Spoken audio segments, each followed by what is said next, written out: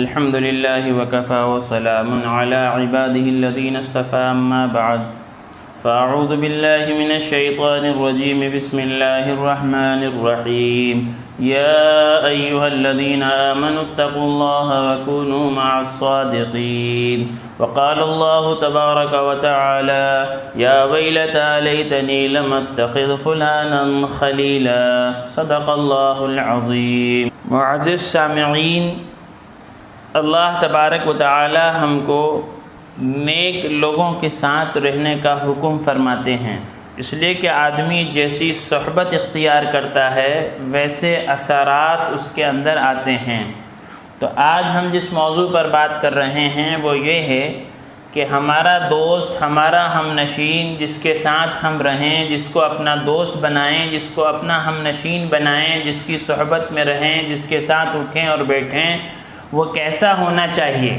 اس لیے کہ دنیا کی چیزوں میں تو ہم بہت دیکھتے ہیں کہ گاڑی ایسی ہونا چاہیے، مکان ایسا ہونا چاہیے، موبائل ایسا ہونا چاہیے، کپڑے ایسا ہونا چاہیے، چشمے ایسا ہونا چاہیے، جوتا ایسا ہونا چاہیے،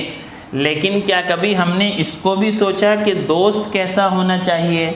اس لیے کہ آدمی اپنے دوست کے مذہب پر ہوتا ہے، اور اہل اللہ فرماتے ہیں کہ سب سے غریب وہ ہے جس کا کوئی دوست نہ ہو، اور حضور اکرم صلی اللہ علیہ وسلم نے فرمایا کہ اچھا دوست جو ہے وہ اللہ کی خاص عطا ہے۔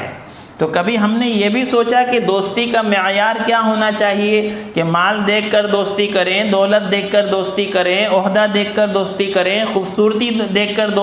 دوستی کریں؟ اس لیے کہ آدمی اپنے دوست کے مذہب پر ہوتا ہے، جیسی صحبت، جیسی ہم نشینی اختیار کرے گا رفتہ رفتہ آدمی کو ویسا ہی بنا دے گی۔ آیا ہمیں ایسے لوگوں سے دوستی کرنا چاہیے جو گناہوں پر، نافرمانیوں پر، بغاوتوں پر اور شرک پر اور بدعت پر اور دنیا میں جو ہے نشہ آور چیزوں کے استعمال پر، ناجائز عشق پر اور اپنی دنیا اور آخرت کے بگاڑنے والے اعمال پر ابھارنے والے ہوں؟ یا ہمیں ایسے لوگوں سے دوستی کرنا چاہیے جو ہمارے عیبوں کو ہمارے اوپر ظاہر کریں، ہمیں بتائیں، ہماری غلطیوں پر ہمیں روکیں، اور جب ہم غلط راہ پر جا رہے ہوں اور ہم جو ہے نافرمانیوں کی طرف بڑھ رہے ہوں تو ہمیں پکڑیں، اور ہمارے جب قدم صحیح راہ سے ڈگمگا رہے ہوں تو وہ ہمیں صراط مستقیم پر لائیں۔ کس طرح کے لوگوں سے دوستی کرنا چاہیے؟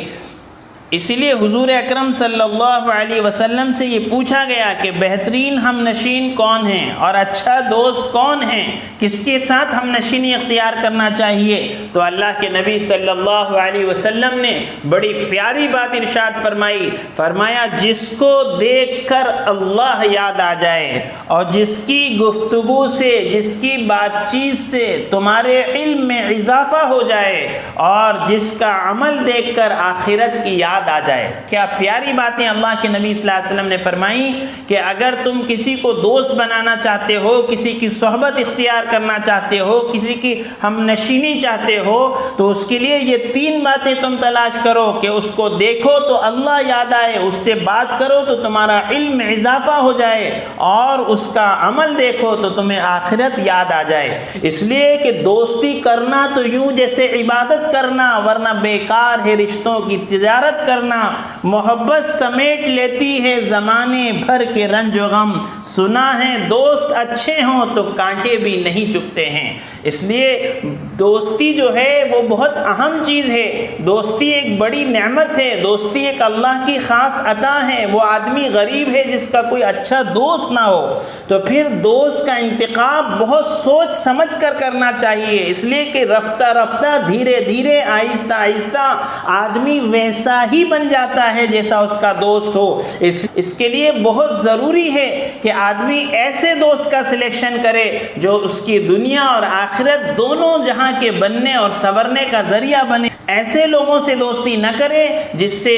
جن کے ساتھ رہنے سے دنیا اور آخرت دونوں اجڑتی ہو اور برباد ہوتی ہو۔ اس لیے فرمایا کہ آدمی کل قیامت کے میدان میں تمنا کرے گا، یا ویلتا لیتنی لم اتخذ فلانا خلیلا، کہ جب وہاں پر آدمی جائے گا تو یہ تمنا کرے گا کہ کاش کہ میں اس کے ساتھ دوستی نہ کرتا جس نے میری زندگی برباد کر دی، جس نے مجھے نیکی پر چلنے نہیں دیا، جس نے مجھے نیک لوگوں کی صحبت اختیار کرنے نہیں دی، جس نے مجھے آخرت کی فکر کرنے نہیں دی، جس نے مجھے میرے مولا کو راضی کرنے نہیں دیا کہ میرے پاس ہدایت آئی، صحیح بات آئی اور اس کی دوستی میں اور اس کی صحبت میں نے اس کو اختیار نہیں کرا، تو فرمایا آدمی قیامت کے دن جہاں بدعمالیوں پر افسوس کرے گا وہیں برے دوست پر بھی اس کو افسوس ہوگا کہ کاش میں اس کو اپنا دوست نہ بناتا، اور جہاں آدمی نیکی پر خوش ہوگا وہاں اس بات پر بھی خوش ہوگا کہ اللہ کا شکر ہے کہ میں نے فلاں کو اپنا دوست بنایا تھا، جس کی وجہ سے میری دنیا بھی سنور گئی اور میری آخرت بھی سنور گئی۔ اس لیے دوست کا انتخاب بہت ضروری ہے کہ اچھے دوست کا انتخاب کیا جائے، دیانتدار ہو، وفادار ہو، سچا ہو، تابعدار ہو۔ فرمایا دوست جو ہے وہ سائے اور آئینے کی طرح ہوتا ہے کہ سایہ کبھی چھوٹتا نہیں ہے اور آئینہ کبھی جھوٹ نہیں بولتا۔ جب آدمی آئینے کے سامنے آتا ہے تو آئینہ وہی بتاتا ہے جیسا اس کا چہرہ ہوتا ہے۔ تو دوست کی مثال بھی ویسی ہی ہے کہ دوست آدمی کی اصلاح کی فکر میں رہے، دوست آدمی کو صحیح راہ پر لے کر چلنے والا ہو، وہی حقیقت میں دوست ہے، ورنہ وہ دوستی کے قابل نہیں ہیں۔ کتابوں میں بہت ساری چیزیں جو ہے دوستوں کے بارے میں ملتی ہیں کہ کیسے لوگوں سے دوستی اختیار کرنا چاہیے، تو اس میں یہ باتیں ہیں کہ سچا دوست وہی ہے جو تمہیں تمہاری غلطیوں پہ ٹوکے، جھوٹی تعریف کرنے والا سچا دوست نہیں ہو سکتا۔ اگر تم کچھ غلط کر رہے ہو اور غلط راہ پر جا رہے ہو تو تمہاری ناراضگی کی پرواہ کیے بغیر تمہیں ٹوکے اور صحیح راہ پر لے جائے، وہی سچا دوست ہو سکتا ہے۔ جو تکلیف میں تمہارے کام آئے وہی سچا دوست ہو سکتا ہے۔ جو پیٹھ پیچھے تمہاری تعریف کرے وہی سچا دوست ہو سکتا ہے، اور جو تمہارے عیوب سے تمہیں آگاہ کرے وہی تمہارا سچا دوست ہو سکتا ہے۔ اور فرمایا جس سے دوستی کی جا رہی ہے وہ عاقل ہو، باشعور ہو، خوش اخلاق ہو، اچھے اخلاق والا ہو، نیک اور صالح ہو، حریص اور لالچی نہ ہو، تمہارے مال کی وجہ سے تم سے دوستی نہ کر رہا ہو بلکہ حریص اور لالچی نہ ہو، وہ احمق اور بے وقوف نہ ہو، وہ بخیل اور کنجوس نہ ہو، وہ جھوٹا نہ ہو، وہ فاسق اور فاجر نہ ہو، اللہ کا نافرمان نہ ہو، وہ چاپلوس نہ ہو، اور وہ تمہاری لغزشوں